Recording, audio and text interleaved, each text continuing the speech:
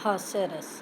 हास्य चेष्टाएं, विकृत रूप, वेशभूषा, आकार, वाणी आदि को देखकर जब हास नामक मनोभाव परिपुष्ट होता है तब वहाँ हास्य रस की उत्पत्ति होती है।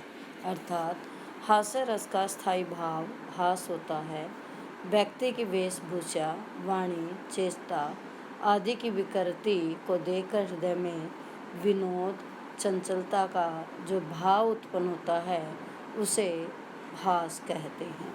यही हास नामक स्थायी भाव, विभाव, अनुभाव और संचारी भाव से पुष्ट होकर जिस रस में परिणत होता है उसे हास्य रस कहते हैं। जैसे उदाहरण, एक मित्र बोले, लाला तुम किस चक्की का खाते हो। कि एक मित्र ने मोटे दूसरे मित्र को देखते हुए उसको हंसी मजाक में कहा कि लाला तुम किस चक्की का खाते हो।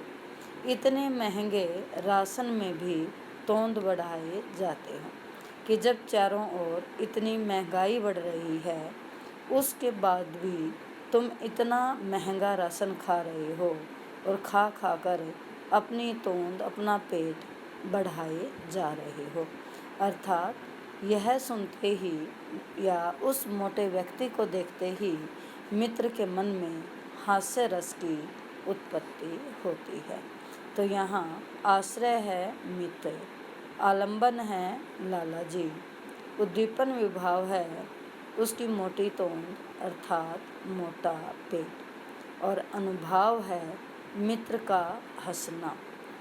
संचारी भाव है हर्ष और उत्सुकता, अर्थात उन्हें खुशी हुई है और उत्सुकता हुई है इतनी महंगाई में कि जब चारों ओर इतनी महंगाई है उस महंगाई में भी यह मित्र अपनी तोंद बढ़ाए जा रहा है। अर्थात यहाँ हास्य रस की उत्पत्ति हुई है। तो जहाँ भी किसी विकृति को देखकर या किसी मोटी आकृति को देखकर या हंसी से संबंधित कोई भी तथ्य देखकर हास्य रस की उत्पत्ति होती है।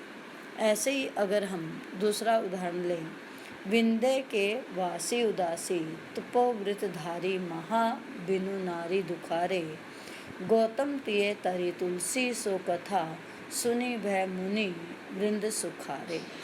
हवै है शिला सब चंद्रमुखी, परसे पद मंजुल कंज तिहारे, किन्हीं भली रघुनायक जो, करुणा करी कारक को पगधारे।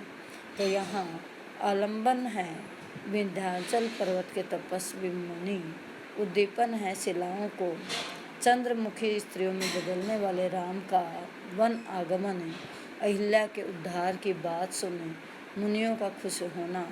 संचारी भाव है हर्ष, उत्सुकता, अनुभाव है पाठक या आश्रय, स्थायी भाव है हास।